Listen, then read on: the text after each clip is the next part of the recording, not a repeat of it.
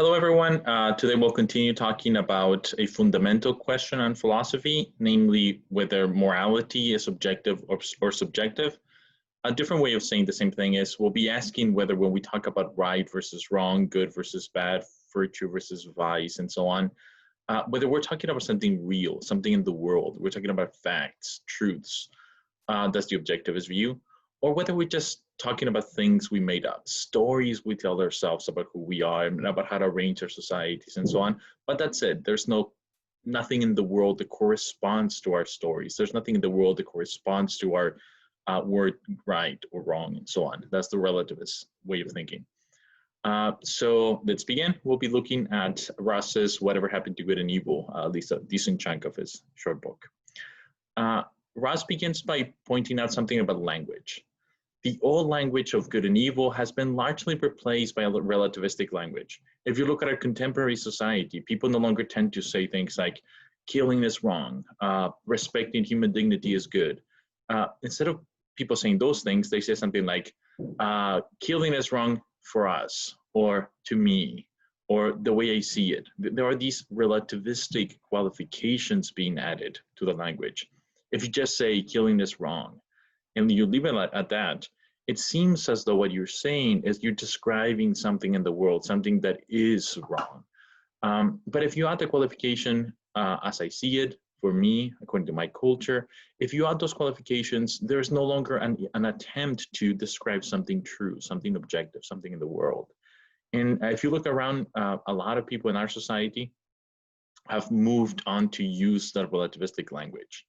And that matters because language is kind of the vehicle of culture, is the thing that we use to perpetuate the traditions, the way we look at the world. Language reflects the way we think about the world, the way we understand or interpret reality around us. So language matters, right? The language we use shape the way we think and we understand our surroundings. So the first observation is a descriptive observation. It's a sociological observation. It's an observation that the relativist language is pretty prominent in our society. Of course, that observation is compatible with morality being objective or subjective, right? It's just an observation about the way we talk. But here's what Ross himself says. And he wrote this book shortly after 9/11, so it is fresh in his mind. And he says what they did, namely the hijackers, was evil. That act, the terrorist act, is just objectively wrong. There is no sugarcoating it. There is no merely my perspective, their perspective, no disagreement. No, people shouldn't do that, period, he says. And then he kind of thinks that he guesses that the reader is going to have a particular kind of reaction to his claim. And here's the reaction that he thinks the reader is going to have to his bold statement, what they did is evil. So he continues, quote, "Does that sound too strong? It may strike you as dogmatic, as narrow-minded, and parochial. If so, here's a natural follow-up. Who am I to render such a judgment? After all, I'm just expressing things as things appears to me. But why think that my perspective is any better than anyone else's? I see things my way, they see things their way. We're just different. That's all. And we have to respect differences." End of story. Now, crucially, this quote does not articulate Ross's own view on the matter, his conception of morality. This view articulates the relativist conception of morality, one in which there's no space for dialogue about who's right because there's just articulation of perspectives. There is no reasoning about whose perspective is more reasonable, more likely to be true. And it is this relativist attitude that is going to be the subject of criticism by Ross. Ross is going to carve very carefully different ways of articulating this attitude, this relativistic attitude. And he's going to give you some very strong reasons for thinking that none of those ways are adequate. That at the end of the day, the most reasonable way of thinking about the nature of morality is that it is objective. It is not merely something we do. It is something we discover. So before that happens, though, he continues to spell out a little bit the sociological observations. And here's what he observes. The moral objectivism was extremely popular, thinking of right, wrong, and so on in objectivist terms, as describing something in the world. That's what our history has been about. If you look at virtually every thinker, every documented recorded history up until fairly recently, people spoke in an objectivist way. People would say killing is wrong and leave it at that. Not from our perspective, from my angle. There were no such relativistic qualifications added to the moral statements. People just make moral statements. And the assumption was they were trying to describe morality as it is. But as the previous observation noted, a lot of people no longer speak that way. So here's a sociological question. What happened? Why is that people used the language of objectivism for pretty much an entire history, and now they don't, or at least a lot of people do not? Why did the change in language and thereby in conception of the nature of morality? And Ross gives you several important key ways of thinking or understanding that sociological shift. And here are some of those. We have experienced in the West in particular this loss of faith in traditional authority figures, both religious and secular. If you look at the medieval period, the Catholic Church was the center of religious moral authority. What the Catholic Church said, by and large, went in Christendom. So there was this visible authority that if you had disagreements with your neighbors, you can just go to the visible authority and say, what is the right way of thinking about this question? And there was, more or less an answer to your query. And the society was such that, by and large, that authority figure carried, authority. So people would follow what they said. And that's much of our history. More recently, from the 17th century, especially late 19th century onward, things have radically changed. We no longer have the kind of obedient response to authority. At least that's not the dominant way of describing a society. We're a very individualistic society. People make decisions for themselves, think for themselves, or at least try to. Here's another factor that has led from the change in language and thereby of ideology or ways of thinking about the world. We're much more exposed to other cultures and recognitions of moral codes. Of course, throughout history, people have always been aware that there are other cultures, but there's typically, there used to be this kind of caricaturing of others, this way of understanding your own culture and just having very vague caricatures of others, and that others seeming alien or inscrutable or unthinkable or just kind of strange and incapable of being comprehended. So other cultures were very different. A great thing that happens nowadays, and it can happen in college. You can go take a class on a different culture, and the professor will know a lot about the culture. You'll be able to see movies, read text directly, and so on, and get a much better sense of what the other culture looks like. So in contemporary society, we have a lot of tools like traveling, education, that gives us access to much more accurate interpretation of the way in which other cultures operate, the way in which the world looks through the lens of the other. We're much more aware of that, and of course that's a great thing. But it has also led to people thinking that morality is relative, because morality looks different in a different culture. We've also seen terrible wars led by fanatics who think they have a monopoly on truth. People that seem to be convinced not only that morality is objective, but that they know exactly what it looks like, that they have very particular conceptions of what a just society looks like. And then sometimes it turns out the society before them does not match their ideals, so they raise an army and kill a lot of people to bring about that ideal.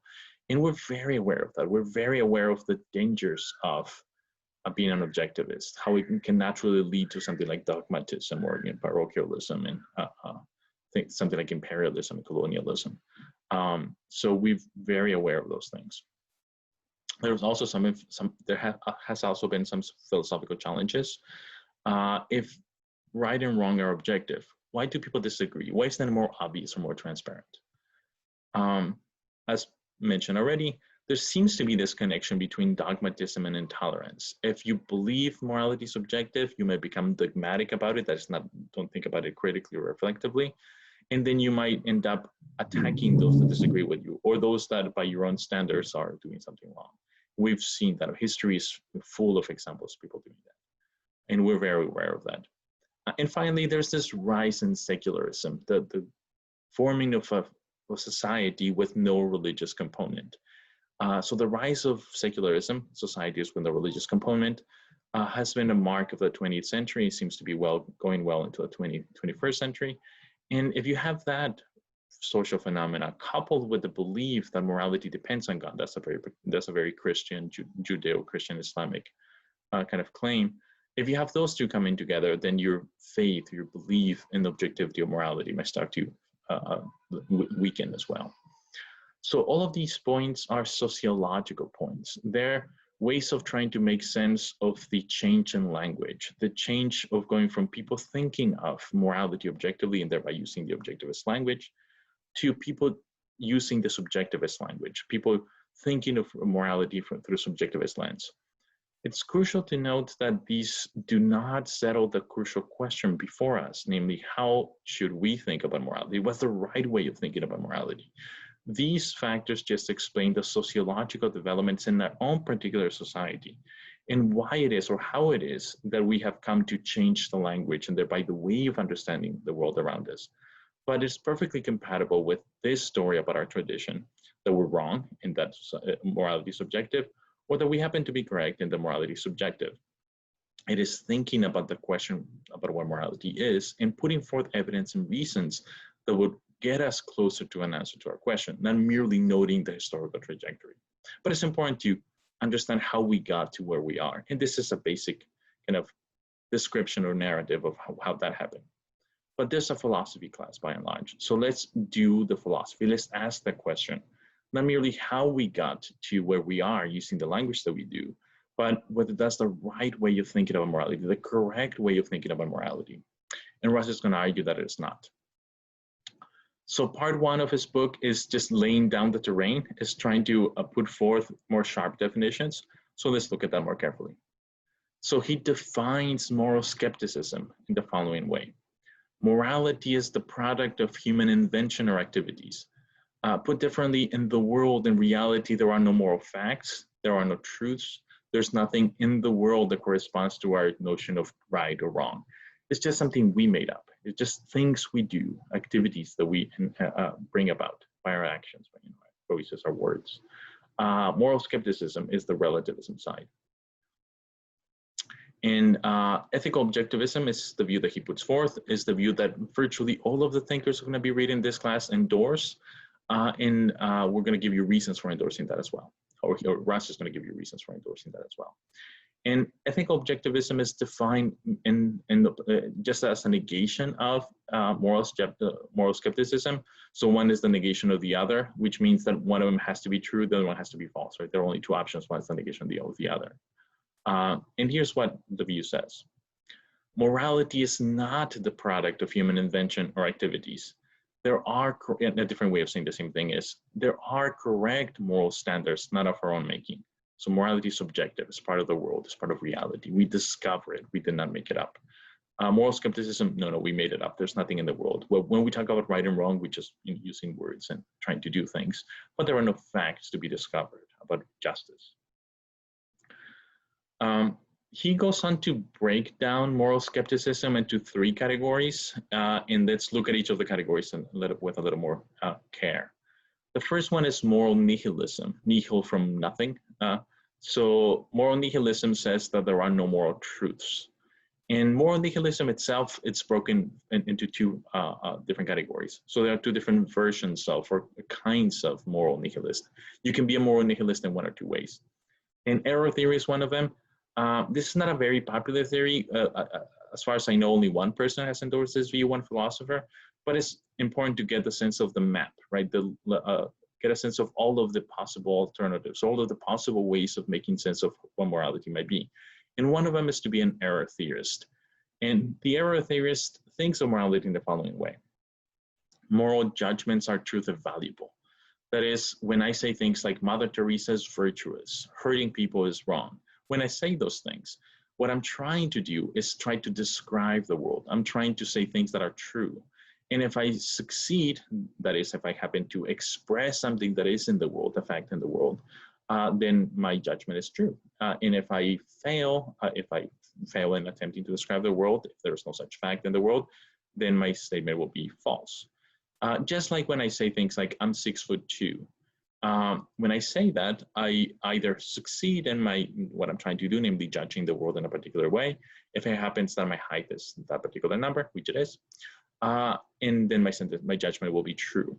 If I am 6'1", 6'3", if I'm something else, then if reality does not correspond to my judgment, I'm 6'2", then my judgment will be false. And the first part of error theory is to say that moral judgments are just like those other judgments. They're truth evaluable. They can be evaluated on the basis of truth. They're trying to describe the way the world is. So that's the first part. The second part is that they fail. They're false. All of them are false. So when someone says something like abortion is wrong, they are mistaken. It is not the case. It is false to say that abortion is wrong. But not because of what you might have thought, not because abortion is not wrong, it's true, but rather because all claims about morality are false. So when someone says abortion is not wrong, they are also false. Every judgment is false. And the reason for this, says the proponent of error theory, is that there are no moral facts. Every attempt at describing any moral situation is always going to fall short because there are no moral facts. It's much like saying the King of England is bald, or saying something like the King of England is not bald. They're both false, not because they're both false because there is no present King of England. Did I say anything? France, present King of France. There is no King of France, no present King of France. So when I say present King of France is bald, I'm saying something false.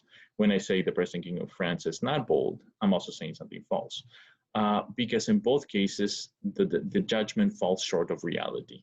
And the way in which it falls short of reality is that it's trying to talk about something that is not there. There's no present King of France. So in both cases, it's false. The proponent of error theory says that's the case for morality in general. Every time I say something moral, lying is good, I'm saying something false.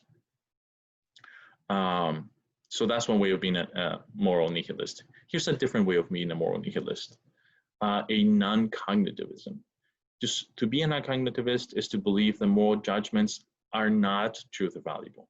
They are just ways of venting emotions or exhortations. So when I say something like abortions are wrong, according to the non-cognitivist, I'm not trying to describe the world and failing, like the error theory says, or maybe getting it right, maybe getting it wrong, like the objectivist might say. I'm not even trying to describe the world. When I say abortions are wrong, according to the non-cognitivist, I'm just trying to exhort others to do something. I'm just trying to command others to do something. I'm saying, hey, don't have abortions. But that's not true or false. It's like when I tell someone, shut the door. When I tell someone shut the door, I'm not saying something true or false. I'm just trying to bring about something, namely the door being shut by this person that I'm commanding. Moral judgments are like that. When I say Mother Teresa is virtuous, I'm really saying something like, yay, Mother Teresa, right? I'm expressing or venting an emotion of appreciation, but I'm not really saying anything true or false, says the non-cognitivist. Morality doesn't work that way. It's just venting our emotions. It's just exhorting things, but it's not true or false. So those error theory and non-cognitivists are two different ways of being a moral nihilist, of thinking that there are no moral truths. Again, throughout history, few people have endorsed these views, but it's crucial to keep them in the mind to get a sense of the alternatives. How might one think of the nature of morality? And this is one of the alternatives. So 3 kinds of moral skepticism. The first one is the one we looked at already. There are no moral truths. Here's the second one, which is a lot more common, and which is the one that is typically reflected in the way we use our language now. And this is ethical subjectivism. And it claims that each person has the final say or final authority on what is moral for her. So a sentence like abortion might be wrong for you, but not right for me, make perfect sense according to this view, because morality just is what you want it to be for you. Individuals have final authority in deciding their own morals, and their own morals are the only morals that matter to them. And there's nothing outside of their perspective. It's just their perspective. However they decide to value things is what matters to them, and that's it. They settle for themselves what matters, what is moral to them. Some people have endorsed subjectivism. Perhaps a lot more popular is relativism. That's the generic term I've been using up until now, but let's reserve the term for this more precise way of thinking. So ethical relativism is the view that each culture has the final say on what is moral within that culture. So the unit that has the authority to settle what morality is varies from subjectivism to relativism. But you can tell that they're kind of the same view. It's just that the unit varies. One is the individual, one is the group. And according to the relativist, it makes sense to say things like abortion may be wrong in Spain, but it's not wrong here. And that makes perfect sense because Spain is its own culture, arguably, and the US is its own culture, arguably, and the culture itself is the final authority in deciding the codes for the land, the codes, moral codes for the territory, and the codes just are the morality of the land. So according to ethical relativism, the sentence abortion may be wrong in Spain, but it is not wrong here. It's perfectly intelligible. The people, the culture, one culture goes one way, the other culture goes the other way, and they have the final authority on matters moral. So to recap, to get a better sense of just what the terrain looks like, it's good to ask this question. Is there an ethical reality? Are there any moral facts? And here are the different ways in which the views might respond. The moral nihilist will say, if you ask the moral nihilist, is there an ethical reality? Are there any moral facts? The nihilist will say, there's no such thing. It's just the words we made up and the way we use them, the stories we tell ourselves. And we saw how that played out. The objectivist, Ross's view, would say, yeah, of course there is an ethical reality. It's just as real as physics. We invented the words, that is correct, but not the facts that are expressed by those words. So think of the example I give you here. Genetic information is carried by DNA. We invented the word genetic information, DNA, being carried by, right? All of those words we invented, and we decided to assign a particular kind of meaning to those words. But it is a simple mistake. It is a basic mistake to think that because we invented the words, we also invented or make up the fact that is articulated by those words, namely that genetic information is carried by DNA. That fact has something to do with, what's going on here, the body, right? The way in which the body works. And that is a fact that we discovered. And we use words to articulate, to express that fact, but we didn't make up the fact, right? We just made up the words. The ethical objectivist says that that's the same thing that happens with morality. We made up the words, but not the things that are being expressed by the words, the facts that are being expressed by the words. That's something we discovered. In fact, we invented the words precisely to capture those things that we discovered. Just like when we started seeing a lot of red. At some point we thought, okay, let's use a word so that we can describe the thing. We came up with the word red, and then the referent, the thing that we talk about when we use the word red is the color. We didn't invent the color, we just invented the word, and the word refers to the color. That's what happens with ethical reality, says the objectivism. And I'm going to lump together relativism and subjectivism because they answer pretty much the same thing or similar things to this question. So again, is there an ethical reality? Here's what the ethical subjectivist or relativist will say. Well, it's neither, there's no such thing, or neither just as real as physics. The objectivist and the nihilist get it wrong, says the subjectivist and relativist. Here's what the subjectivist or relativist would say. There is a kind of moral reality or moral truth, but these truths or realities are created by humans. Morality just is an individual or a social construct.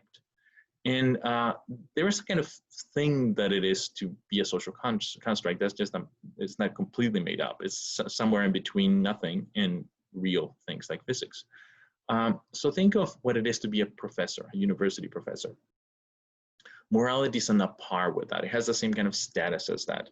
To be a professor just is to be treated in a particular way, just as for humans to interact in a particular way. So I am a university professor. What does that mean? Well, it means that I do some things. I read some books, I write some, books and things like that. I teach classes. I show up in this university and students come and then I tell them what to read and they read it. I talk about some stuff, they take notes. The administrative, people at the university give me money for it. I tell them, hey, give this student an A, they do, right? So I just play this kind of functional role within the institution that is the university. And to be a professor just is to do that. To be treated in a particular way. If I tell students, hey, read this chapter for next time, they will, or by and large, they will. If I tell the university administrative people, hey, give an A to this person, they will, right? So people respond to me in a particular way. I do some things and they do some things and respond. That is what it is to be a professor. So imagine what would happen if people stop doing that. If when I tell my students, hey, you know, for next time read this chapter, and they didn't show up to class. No one showed up to class. No one read the books. Or I told the university administrative people, hey, this person deserves a C, and they said, no, I'm not going to do what you say. If people stop treating me as a professor, I would cease to be a professor. I'll still be me. I'll still be the same person, still have the same height and so on. My personality wouldn't change. A lot of the other more objective facts, say the subjectivist or relativist, will remain there. Being a professor will cease to be. Morality is just like that. It's a social or individual construct. It is held in existence by the activities people do and the way they relate to each other. That's it. There's nothing more to it. Okay, let's stop there. We've been talking for a while. I'll see you next time.